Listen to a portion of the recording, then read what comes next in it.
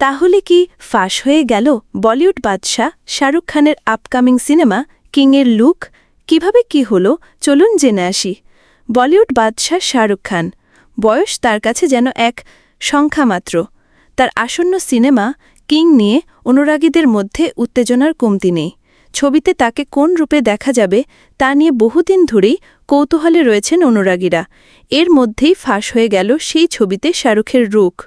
সামাজিক যোগাযোগ মাধ্যমে ছড়িয়ে পড়া ছবিতে দেখা গেছে মাথা ভর্তি ধূসার চুল, স্পাইক ধাঁচের ছাট, সাদা টি শার্ট।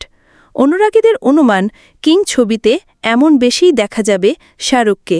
তবে ছবিটি বেশ দূরত্ব বজায় রেখেই তুলেছেন ছবি শিকারী।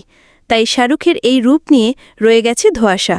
তবে যেটুকু দেখা যাচ্ছে তাতেই মুগ্ধ শাহরুখ ভক্তেরা। তো বন্ধুরা, তোমাদের কাছে কেমন লাগছে এই লুকে শাহরুখ খানকে কমেন্ট করে জানাতে পারো। পরবর্তী ভিডিওতে তোমাদের কমেন্টের উত্তর দেওয়া হবে।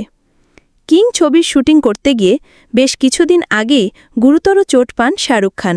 তারপরেই কাঁধে হয়েছে অস্ত্রোপচার। হাতে আর্মস্লিং নিয়েই পুত্র আরিয়ান খানের আসন্ন সিরিজের বিশেষ অনুষ্ঠানে পৌঁছে গিয়েছিলেন শাহরুখ খান। সেখানে গিয়ে তিনি বলেছিলেন, একটু বড় রকমেরই অস্ত্রোপচার হয়েছে, সেরে উঠতে 2-1 মাস সময় লাগবে। রসবোধের জন্যই ভক্তদের পছন্দ শাহরুখকে। তাই সেদিনও রসিকতা করেই বলছিলেন বাদশা, এমনিতে আমি অধিকাংশ কাজ তো এক হাতেই করি, এক হাতেই খাই, এক হাতেই দাঁত মাজি, আবার মাথার পিছনে চুলকালে এক হাতেই সেটা মিটিয়ে নিই। শাহরুখ খানকে সর্বশেষ দেখা গেছে 2023 সালে রাজকুমার হিরানির পরিচালিত দাঙ্কিতে। এখানে তার বিপরীতে ছিলেন তাপসী পান্নু। প্রসঙ্গত, কিং ছবিতে শাহরুখ খানের সঙ্গে দেখা যাবে তার কন্যা সুহানা খানকেও।